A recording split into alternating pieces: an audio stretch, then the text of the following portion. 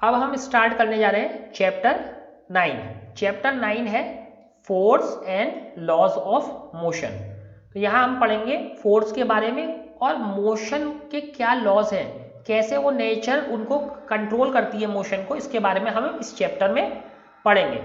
Force के बारे में हमने थोड़ा सा तो क्लास 8 में ही पढ़ा था, लेकिन उसको अब हम डिटेल में पढ़ेंगे कि फोर्स क्या चीज़ है और मोशन ऑब्जेक्ट्स का कैसे कंट्रोल होता है। In previous chapter, we described the motion of an object along a straight line in terms of its position, velocity and acceleration.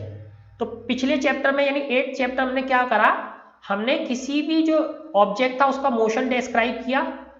कैसे? स्ट्रेट लाइन में। स्ट्रेट लाइन में हमने उसका ऑब्जेक्ट का मोशन डिस्क्राइब किया और क्या क्या क्वांटिटीज थी एसोसिएटेड, पोजीशन थी, वेलोसिटी थी और एक्सेलरेशन थी। तो हमने इन सब चीजों के बारे में पढ़ा, पोजीशन, वेलोसिटी और एक्सेलरेशन के बारे में। We saw that such a motion can be uniform और नॉन यूनिफॉर्म। तो मोशन कैसा हो सकता है? मोशन यूनिफॉर्म भी हो सकता है और नॉन यूनिफॉर्म भी हो सकता है। We have not yet discovered what causes the motion. तो मोशन को तो समझ लिया, लेकिन अभी भी हमें यह पता नहीं कि मोशन हो क्यों रहा है। मोशन होने का कोई तो रीजन होना चाहिए कि किस वजह से मोशन हो रहा है। Why does the speed of an object change with time? तो क्या कारण है जिसकी वजह से स्पीड किसी ऑब्जेक्ट की चेंज होती है, या स्पीड बढ़ रही है या घट रही है, तो वो किस वजह से हो रही है? Do all motions require a cause?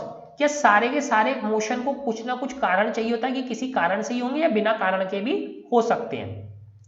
If so, what is the nature of this cause?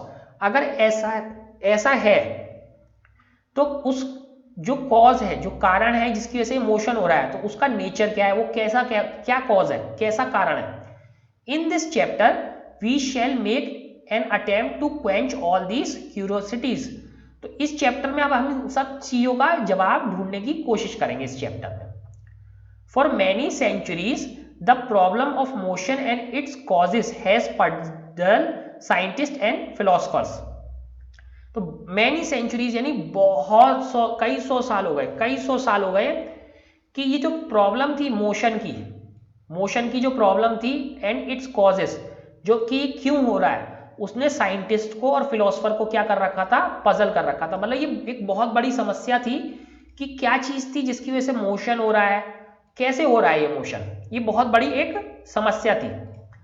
A ball on the ground when given a small hit does not move forever.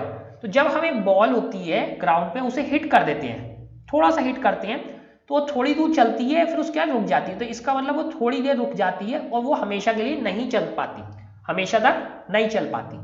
Such observation suggest that rest is the natural state. तो इस सब से हमें क्या पता चलता है कि जो रेस्ट है बॉडी का, रेस्ट यानी रुक जाना, रेस्ट का मतलब यहाँ पे स्टेशनरी, रुक जाना ही उसकी नेचुरल स्टेट है। मान लो कि इसका मीनिंग कि हर चीज रुकना पसंद करती है, कोई चीज भी अपनी इच्छा से चलना नहीं पसंद करती है, हम उसे जबरदस्ती चला रहे हैं। This remain the belief until Galileo Galilei and Isaac Newton developed an entirely different approach to understand motion. तो सभी लोग यही सोचते रहे, फिर लास्ट में क्या थे, ये दो महान साइंटिस्ट गैलीलियो गैलीलाई और सर आइजैक न्यूटन, ये दो साइंटिस्ट, महान साइंटिस्ट आए। इन्होंने एक नई टाइप की जो है अप्रोच दी जिस मोशन को समझने के लिए, जिसके बाद सब कुछ चेंज हो गया।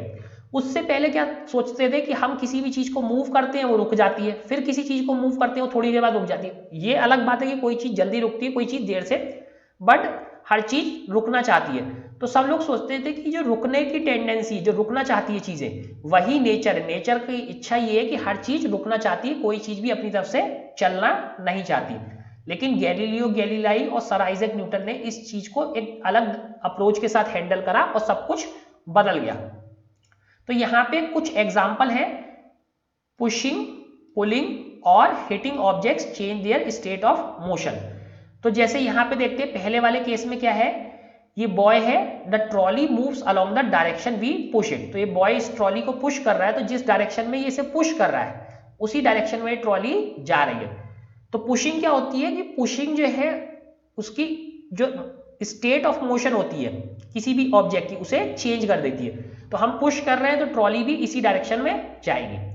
अब यहाँ पे एक कैबिनेट है, एक ड्रॉयर है, ड्रॉयर को हम क्या करते हैं, बाहर की तरफ पुल करते हैं, तो ड्रॉयर क्या आ जाता है, बाहर आ जाता है, ड्रॉयर बाहर आ गया। तो इसकी स्टेट में भी चेंज हो गया है क्योंकि ये बाहर आ गया, क्योंकि हमने इसे बाहर की तरफ से पुल करा। अब यहां देखते हैं, the hockey stick hits the ball forward.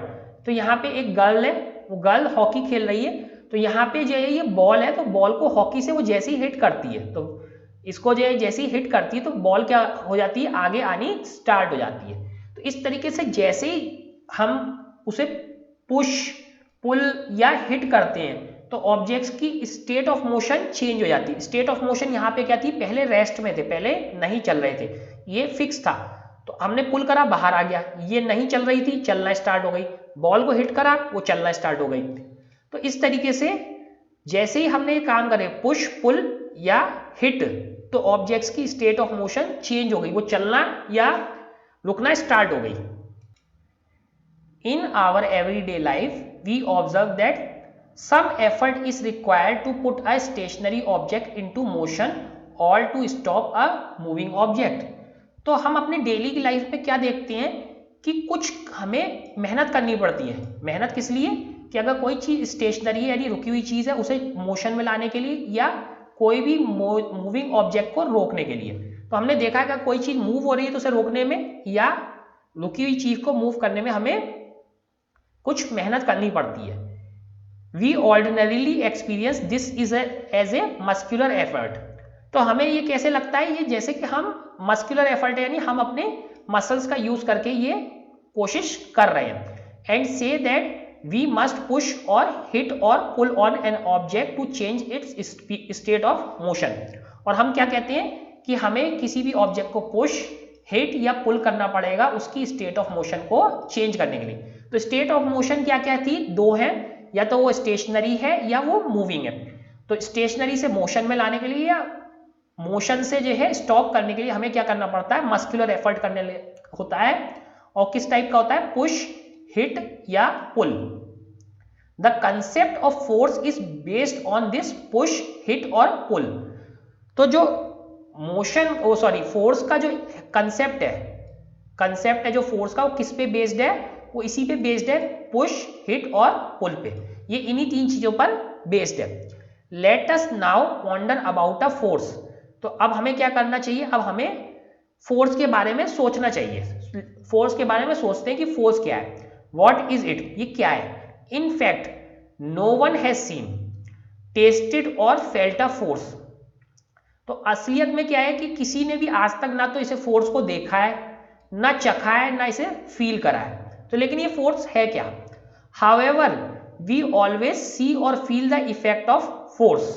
तो हम क्या करते हैं, हम हमेशा इसके इफेक्ट देखते हैं, हम इसके इफेक्ट देखते रहते हैं फोर्स के, कि उसके क्या इफेक्ट है या उसके इफेक्ट को हम फील कर सकते हैं। लेकिन किसी ने भी आज तक देखा, उसे चखा या उसे महसूस नहीं किया, उसके इफेक्ट को महसूस किया।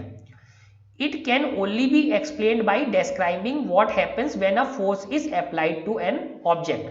तो इसे हम किस तरीके से बता सकते हैं, इसे हम केवल तभी डिस्क्राइब कर सकते हैं जब हम ये बताएं कि एक ऑब्जेक्ट जिस पर फोर्स लगाया गया है, एक ऑब्जेक्ट जिस पर फोर्स लगाया गया वो कैसे बिहेव करेगा।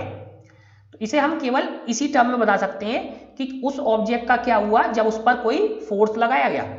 Pushing, hitting and pulling of objects are ways of bringing objects in motion. तो पुश करना, हिट करना, पुल करना, ये क्या है, किसी भी ऑब्जेक्ट्स को डिफरेंट टाइप से मोशन में लाने के डिफरेंट वेज हैं। They move because we make a force act on them. तो वो किस लिए मूव करते हैं, क्योंकि हमने उनके ऊपर एक फोर्स को एक्ट करा है, हमने उनके ऊपर कुछ फोर्स लगाया है जिसकी वजह से वो मूव करने लगते हैं। From your studies in earlier classes, you are also familiar with the fact that a force can be used to change the magnitude of velocity of an object। तो जो हमने पिछली क्लासेस में पढ़ा है, उससे हम ये भी बता सकते हैं कि जो फोर्स होता है, वो फोर्स क्या करता है, वेलोसिटी के मैग्नीट्यूड को चेंज कर सकता है। वेलोसिटी की मैग्नीट्यूड क्या होता है, स्पीड। वेलोसिटी का मैग्नीट्यूड क्या है, स्पीड। तो फोर्स उसे स्पीड को चेंज कर सकता है, घटा या बढ़ा सकता है। That is to make object move faster और slower।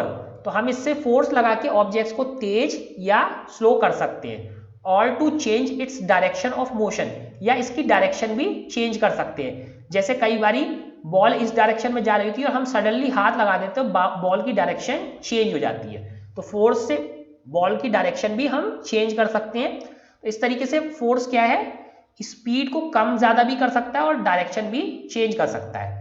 We also know that a force can change shape and size of the object. तो फोर्स क्या है, चीजों के शेप और साइज को भी चेंज कर सकता है। तो अगर हम बॉल आ रही है या कोई चीज आ रही है और हम उसके ऊपर और फोर्स लगाए तो वो उसकी स्पीड बढ़ जाएगी। अगर हम रिवर्स डायरेक्शन में फोर्स लगाए तो स्पीड क्या हो जाएगी, घट जाएगी। और अगर हम केवल टच करें तो उसकी डायरेक्शन बदल जाएगी, तो यानी वेलोसिटी चेंज हो जाएगी क्योंकि डायरेक्शन चेंज हो गई। हो सकता है स्पीड ना चेंज हो बट डायरेक्शन चेंज हो गई।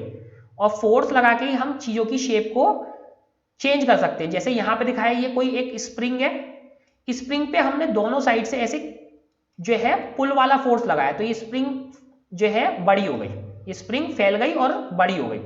इसी तरीके से ये नॉर्मल बॉल है, इस पे हमने दोनों साइड से पुश वाला फोर्स लगाया, तो दोनों साइड से पुश वाला फोर्स लगाया तो इसकी जो सर्कुलर शेप थी वो सर्कुलर ना होके वो कैसी हो गई, वो इलिप्स जैसी हो गई, वो अजीब सी शेप हो गई है। तो क्या एग्जांपल है, spring expends on application of force. तो स्प्रिंग क्या हो रही है, फैल रही है, फैलने को क्या बोलते हैं, एक्सपेंड। एक्सपेंड हो रही है कब, जब हम फोर्स लगा रहे हैं। A spherical rubber ball becomes oblong as we apply force on it. तो जो इसकी शेप है वो स्फेरिकल यानी स्फीयर से कैसी हो जा रही है, ऑब्लॉन्ग। तो वो शेप चेंज हो जा रही है जब हम उन पे फोर्स लगा रहे हैं।